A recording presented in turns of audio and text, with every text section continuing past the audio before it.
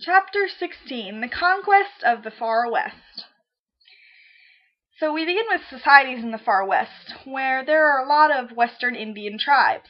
The Pueblos, for example, lived alongside the Spanish who came and settled there. They had a caste system in which the Spanish were at the top, the Pueblos were kind of in the middle, and anybody like Indians who didn't have their tribe with them there were at the bottom. Plains Indians shared family networks, their relationship with nature, and the basis of their economy was the buffalo, which provided them with food and other materials. They were also proud warriors. However, their weakness was that they were unable to unite against white aggression, and tribal conflict and disease helped to, well, it was a detriment to their efforts. In New Mexico, there's an end to communal societies/economies when the Mexicans become residents of American territory. Stephen Kearny attempts to exclude the Mexican ruling class in the government. The Taos Indian Rebellion, after the Taos Indian Rebellion, they were under military rule for 3 years until an alternate system of rule was established. Territorial rings in which people work together to make government profitable to all groups. While the U.S. Army breaks the power of the Indian tribes, Hispanic society grows because they fight to keep control of their society. And while an Anglo-American presence grows, there is more Mexican immigration, but also subordination. In California, Indians are subject to the missionaries, and they are forced into servitude similar to slavery. The New Mexican government destroys the mission economy and replaces it with a secular Mexican aristocracy. The Anglos, or the whites, keep the Californios, or the Hispanics, out of the gold rush and other opportunities. So there's lesser jobs. Mexicans lose land in Texas, too. The Chinese search for the opportunities in the New World, but because they're so industrious and successful, that causes them to become threatened. So there's laws to prevent the Chinese from mining, keeping them out of the territory, but many of them work on the railroad, where they endured harsh conditions, low pay. There was even a failed workers' strike. After the railroad is complete, the Chinese flock to cities for protection, where they develop their own Chinese communities, known as Chinatowns in cities. And their organizations lead to protection, social services, etc. There are secret societies called Tongs, and their conflict was known as the Tong Wars. They were excluded from many industries, so they had to resort to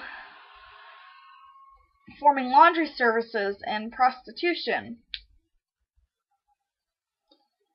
So indentured servants were known as coolies, and there were anti-coolie clubs which inflicted violence against the Chinese. Henry George, for example, calls the Chinese unassimilable. More importantly, the Chinese Exclusion Act bars Chinese immigration and naturalization. The resistance that the Chinese put up is not successful. So, in general, there's a migration from the east to west in millions for farming, ranching, railroad. The Homestead Act of 1862 gives opportunities to the poor and helps to grow the economy. However, the amount of land provided is not enough for farming and grazing, and it's not enough to sustain the family. Other acts provided more land and other provisions, but fraud ran rampant. Many territories were divided and states were added during this time period. The changing Western economy. The labor shortage led to no job security. The whites faced the competition with the Chinese. The West is considered the land of opportunity, but in reality, social mobility and wealth distribution is nearly the same as in the East. There is a racially stratified social class. Non-whites are in the unskilled labor and arduous work, while the skilled work is left to the whites. People flocked to mineral strike areas hoping to get rich quick, forming boomtown mining camp cities. The Comstock Lode helps development in Nevada, the Black Hills, and the Dakota Territory as well. Gold and silver caused the most excitement, but minerals such as lead, tin, quartz, and zinc were more profitable in the long run.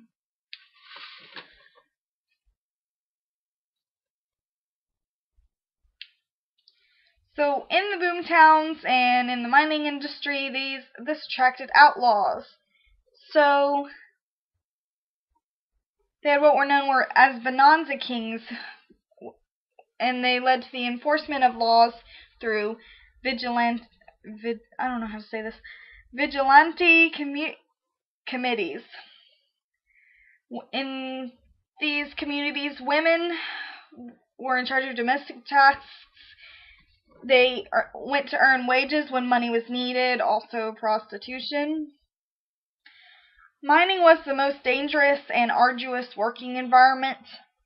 There was poor ventilation, explosions, cave-ins, fires. The Western cattle industry was dominated by the Mexicans and the Texans. They drove them to cities where the railroad was located to take them east for profit. One of the most famous was the Chisholm Trail to Abilene, followed by others.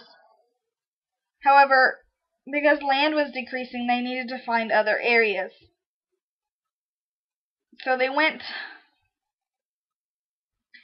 had a roundup from the open range, branding, and if there was a stray calf, it was known as a maverick.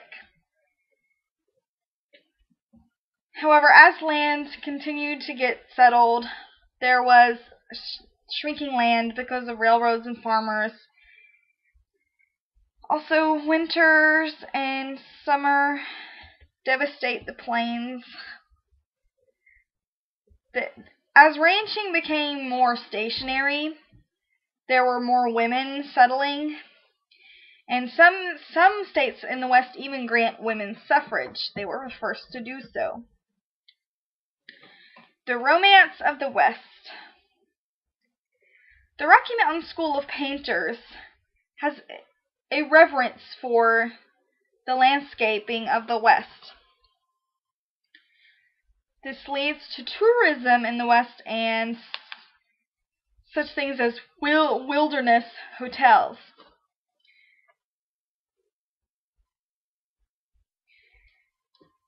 So the people romanticize the cowboy into some very much a myth, the way we think of a cowboy. So that leads to novels and stories about the West,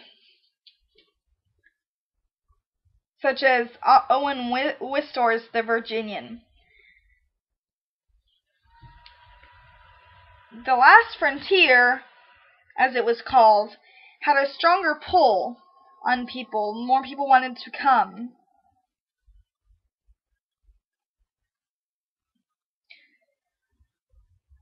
Mark Twain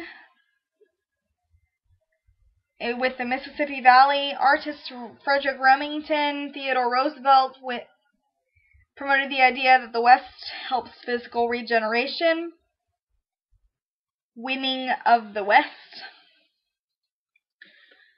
Frederick Drexel Turner suggests the idea that the end of the frontier ends a very powerful democratizing force in American life. But in reality, that's not the case. America experiences a psychological loss. There is a vague, ominous sense of losing opportunities once the frontier is closed. And then we move on to the Indians, the dispersal of the tribes. So, the first policy was known as the concentration policy, in which each tribe has its own reservation. This benefited whites and made Indians easier to control. The Indian Peace Commission was like, let's move all the Plains Indians onto just 2 reservations.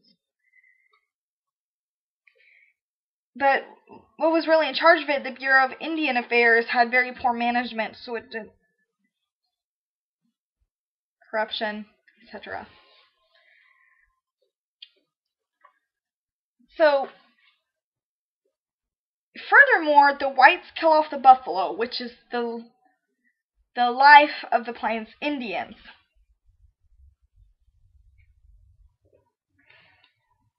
They destroy the Indians' way of life and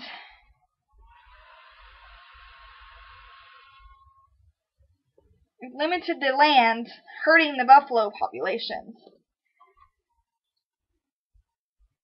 So then what happened was, the governor of Colorado asks friendly Indians to come to the army for protection, but Colonel Chivington leads a militia massacring over 100 Indians, which came to be known as the Sand Creek Massacre. There was even Indian hunting, in which whites killed Indians for sport because of their inferiority. And then in the Battle of Little Bighorn, tribal warriors surprised George Custer and his 7th Cavalry, killing them all. The Nez Perce Indians experienced a forced migration. Chief Joseph causes them to scatter. Over a 1,000-mile journey, they are finally caught just south of Canada. And then after that, the Nez Perce are moved repeatedly. Okay, you're here, and then we're going to move you to here. And the Chiricahua Apaches resisted, and an Indian, Geronimo, refuses to assimilate. In the Apache Wars, most were violent. It was the most violent wars with the Indians. The whites were the most vicious. And finally, Geronimo surrenders and ends formal warfare with Indians. The Sioux religious revival, in which Prophet Wovoka started this ghost dance. And whites thought it would lead to war again. So it led to the Battle of Wounded Knee. Now, this is important. The Dawes Act essentially forced Indian assimilation into white culture. And what they did was they took the Indian children and they sent them to white schools. But when they were done, they sent them back home. But then they didn't know their parents' language anymore. All they knew was English. So they weren't white, but they weren't Indian. They were fit nowhere. So the American West is settled at the expense of the indigenous people. The rise and decline of the Western farmer. So there's a surge of settlement in the West fueled by the Transcontinental Railroad. The railroads promoted settlement, and they set low rates for land and credit. However, there's the problem of fencing against cattle, so barbed wire is invented. It completely changes the landscape. There's no more open cattle drives anymore because of barbed wire. There's a search and fight for control of water. And after 1887, drought brings about large-scale irrigation. However, the governments could not fund it. So there's a reverse migration back east. So there's falling prices, constant state of being in debt. Commercial farmers, they farm cash crops. Their standard of living increased, but then that brought about they were more dependent on others because my well-being depends on if I can sell this crop or not. Overproduction causes a drop in prices, so that causes economic distress, and the farm economy declines. The farmers' grievances include railroads, credit institutions, prices received and paid. They have a sense of isolation from society and disillusionment from the Romanticism. We discussed the rural-ish West today.